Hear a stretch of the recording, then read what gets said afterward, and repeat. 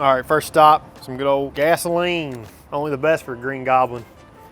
93 octane. It's 369 here in Texas at the time of this video. It's kind of high. It is. I think we were at a quarter tank, give or take, or slightly under a quarter. Oh my God, we're gonna play one of these games.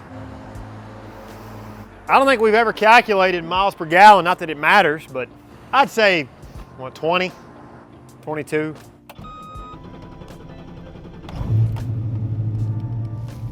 You know the cool thing about this car? Max AC. All right, we're fueled up, ready to go. An old Green Goblin. All right, hey, what's up everybody? LandonWithLMR.com. Welcome to the ride and drive of the Green Goblin, our 1992 patina calypso hatch with the 7.3 Godzilla engine and the 6R80 automatic transmission. It's been a while since this car has been on the channel. I don't know an exact date, but I want to say early 2023 was the last time that we had anything about this car, and we had just taken it to the track, Little River Dragway, where it clocked off a decent 8-mile time as well as a pretty solid quarter-mile pass for the maiden voyage, I guess you could say. That was our first time out with the car, did really good. I think we did something like 18 passes that day. It was a really pretty day. We'll talk a little bit about those times as well as some newer times that we got here in 2025. All right, everybody, so kind of rolling into the backstory of the car. I don't want to get this too long-winded, so this is going to kind of be the Cliff Noted version. If you want to see the progression of the car in a lot greater detail, I'm going to leave the full long-form video down in the comments below for you to check that one out. Well over an hour long, and it has all 5 of the original parts that we released separately in one video. That way you can watch this car go from bare shell to Godzilla swap. So that's exactly how the car started. It started off as a bare shell that we were using for research and development. The Godzilla engine debuted in the Ford Performance catalog, which is now Ford Racing. We ordered one in because Ford had not had a cam-in block pushrod engine since 2001, if I recall. Once we got the engine in, a few parts started to trickle in to help facilitate the swap. Those were the Ultimate headers, long tube headers, the 417 Motorsports Godzilla swap oil pan, ollies, OBR control system, control pack, and the Team Z Godzilla swap K-member. Other parts that are featured on the car would be a 6R80 automatic transmission, the Quick Shift 6R80 controller, a modified Coyote swap SBE fuel system that we just did a couple tweaks to cater to the Godzilla. It had manual steering, manual brakes, front coilovers, rear SVE springs with Team Z suspension. We finished out the interior with some donor parts that we had laying around the shop.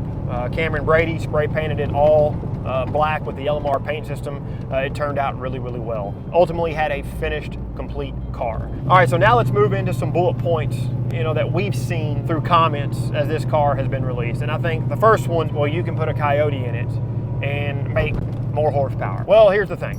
Now at the time of this video, most all the parts Godzilla swap a Fox body are all available.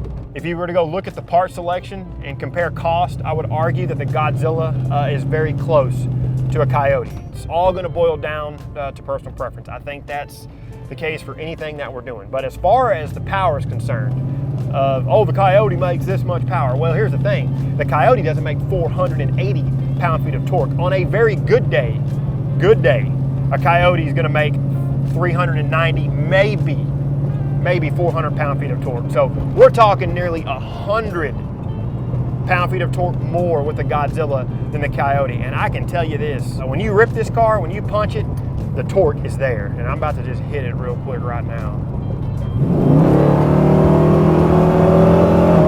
I mean, this sucker just flat out goes. That was 40 to 80 in a snap of a finger. God, man, torque is amazing. I love it. All the torque. So that's kind of the Godzilla Coyote spiel. Personal preference at the end of the day.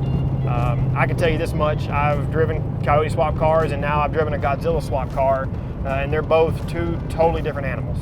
And I can tell you this, the seat of your pants feel, you're gonna want to Godzilla swap your car just because of the torque. It rips, man. I mean, it just throws you back in the seat. Now, here's the trade-off. If you like that high RPM, you know, ringing it out type sound and feel, well, the Coyote's probably your better bet. But you won't be able to get that RPM out of the box with a Godzilla engine. All right, so moving along here, and kind of the whole idea and thought behind the ride and drive are the creature comforts. Driving it around, having the car, we wanted power steering. We could care less for the weight savings.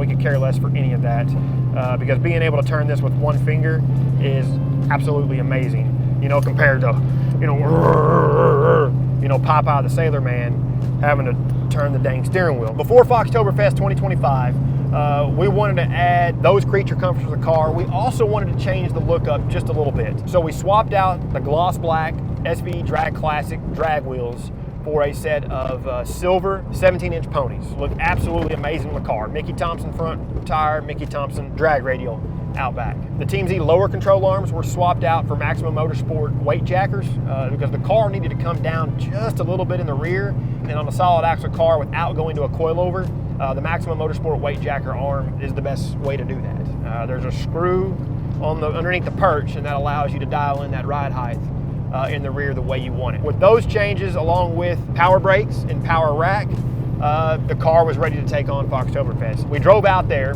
with the truck and trailer all the way from Texas to North Carolina, and there was a short stint in there, several miles, that Logan Lindley, one of our great employees, got the car out of the trailer and drove it a little bit of the way. There was a small issue with it. I mean, what project and new parts doesn't have issues, but the hydraulic fitting on the pump didn't get all the way tight, and it was leaking a little bit of power steering fluid onto the header, causing a little bit of smoke, but nothing a quick turn of the wrench couldn't fix. But after that, we got to Concord, North Carolina. We drove the car around the whole time. We took it to the drag strip there in Mooresville Dragway. We took it to Bash the Brewery. The car went everywhere, and it did absolutely phenomenal. And speaking of Mooresville Dragway, I actually have some times here that we can talk about. Out at Mooresville Dragway, the car surprised us. But we already had our original run from when we debuted the car back in 2023 at Little River Dragway. So we wanted to see, by adding all the creature comforts, did that affect our time? I mean, by default, you add more weight, it should affect your time, but we were curious to see what that was. All right, so the first track day, we did 18 passes. All of them were quarter-mile times, but because we only ran 8th mile at the Mooresville Dragway, we're just gonna reference the 8th mile time. But that best 8th mile pass that day was a 7:15 at 96.77 miles per hour with a 1:64 60 foot. Pretty impressive. It was 11:18, I think, quarter-mile time. Mooresville Dragway. Best time, 7:28 at 95 mile an hour with a 1:62 60 foot. So just with the few things we added and we changed up, you're talking 1300s there in the 8th mile. So pretty dang impressive for the added weight the car saw. I know what you're thinking, well, how much did they weigh? So with a full tank of gas and the old setup, the car weighed 3191 or 3192, just south 3,200 pounds. Well, we weighed it again with the new setup. It had just underneath a quarter tank of fuel, and it weighed 3,219 pounds. So, of course, I'm driving, I can't crunch the numbers, but if you go look up what a gallon of gas weighs, split the difference on 3/4 of a gallon between the old setup and the new setup, do the math, that'll give you your total added weight with the new components. I'm saying a little over, or right at 100 pounds is what we added to the car. But again, that's just quick math in my head, which isn't too terrible in the grand scheme, especially if you weigh the fact of creature comforts. You know, we have power steering now, we have power brakes, the car just drives and is easier to manage. Not to mention, the wheel and tire setup feels better going down the road as just a casual, call it everyday cruiser. So there was a lot of cool things out at Foxtoberfest 2025. We had an absolute phenomenal time. Jen Hiley of Foxy Events, she puts on a wonderful show. We were very thankful to be the presenting sponsor for the 2nd year in a row. Again, at the Dragway, we're able to run Brutal.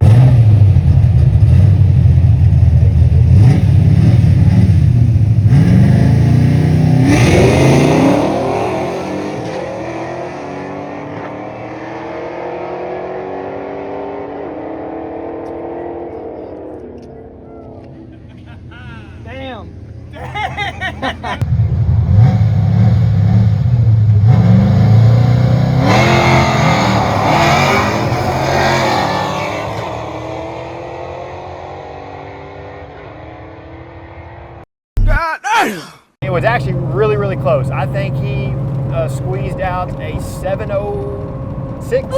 Anyways, 7.0 something. He was knocking on the door of the sixes. I don't know his exact setup, but you can go check out his channel. It was the best race, our best run out of all the runs that happened that day. And I think when we ran Brutal, Mike Lindley, another one of our great employees, I think he ran a 7.30 and a 7.3 Godzilla. So we were kind of high-fiving and chuckling over that little silly stuff. All right, glasses are off. Overcasty day here in Texas. I kind of wanted to talk about how I like the car. I think it's great. I'm not telling you that just because time and effort and money involved from us as a company. This car as a whole represents something that you can do by just putting your mind to it and just getting it done, because that's exactly how this car came to be. There was a bunch of unknowns with it at the very beginning. We stuck with it. As the pieces of the puzzle were starting to fill in and we noticed how complete the puzzle was getting, we're like, we got something here. You know, we can finish this thing out and complete it and have a running, driving car that a lot of people probably would have just forgotten about. You know, they would just thrown it outside, stuck it beside the other cars that they had, and probably just left it for dead. I really enjoy the car. The torque is insane. It very much feels like a positive displacement supercharger type feel.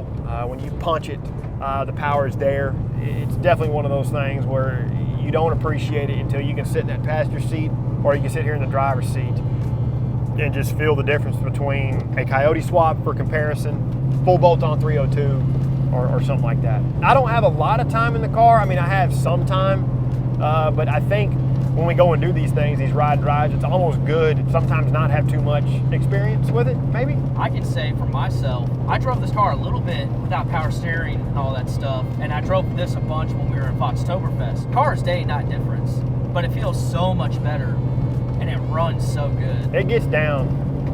There's no doubt about it. I mean, it just absolutely rips. Cool thing about Texas is there's a lot of open roads, so we're gonna figure out a spot here and let this thing get after it. Oh man, power steering for the win. No more. All right, here we go.